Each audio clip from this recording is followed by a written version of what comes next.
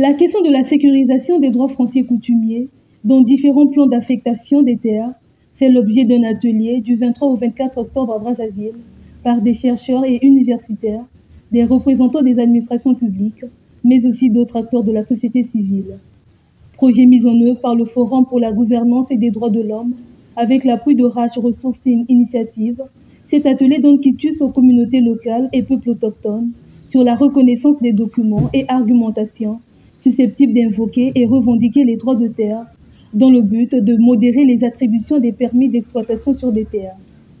Cette reconnaissance des droits fonciers coutumiers favorise l'appropriation des terres et amortit les risques de déforestation, des pertes de la biodiversité et l'augmentation des émissions à gaz à effet de serre, y compris dans les ondes tourbières.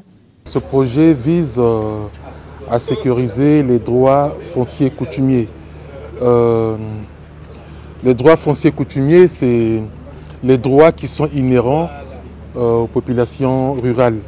Donc les droits qui sont tirés de la tradition. Ce n'est pas le droit qui est tiré du droit moderne, mais c'est le droit qui est tiré de la tradition. Donc les droits que les populations rurales ont sur les terres de leurs ancêtres. C'est ça qu'on appelle le droit foncier coutumier. Et il convient de sécuriser ces droits-là. Et le Congo a prévu plusieurs mécanismes pour sécuriser ces droits-là. Il y a la loi sur l'acquisition des terres qui permet donc de faire reconnaître les droits fonciers coutumiers à travers la procédure de reconnaissance des droits fonciers coutumiers.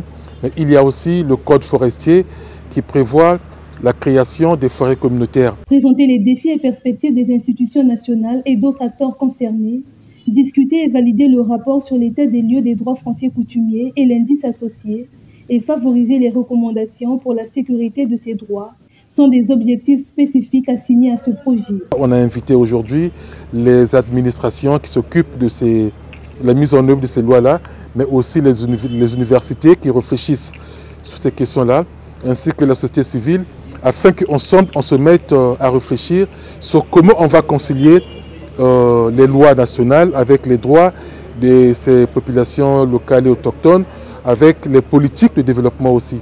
Les résultats attendus serviront de balance pour équilibrer l'inadéquation dans l'application du code forestier, droits fonciers coutumiers et reconnaissance des terres des peuples autochtones. Une démarche qui, sans nul doute, permettra aux populations cibles de participer aux activités économiques, mais surtout aux efforts de protection de l'environnement. Les principaux résultats sont que les parties prenantes comprennent mieux le projet que nous mettons en œuvre. Le projet a commencé à faire des actions. On veut que toutes les parties prenantes nous aident à réfléchir. Est-ce que la direction que nous prenons est la bonne direction ou il faut la recadrer s'il y a des réaménagements à faire. Mais la troisième chose qui est la plus importante, c'est de trouver comment on utilise les mécanismes que j'ai cités là.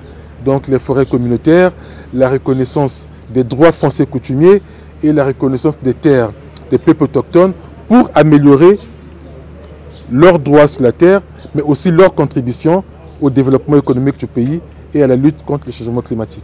Première réunion du genre, cette première phase du projet d'appui à la sécurisation et la gestion durable des terroirs des communautés locales et des populations autochtones a déjà fait l'état des lieux, des droits fonciers et la mise à jour de son indice en République du Congo. Débuté en avril dernier, ayant pris fin en novembre, les départements concernés à cette étude sont la Sangha et la Liguala.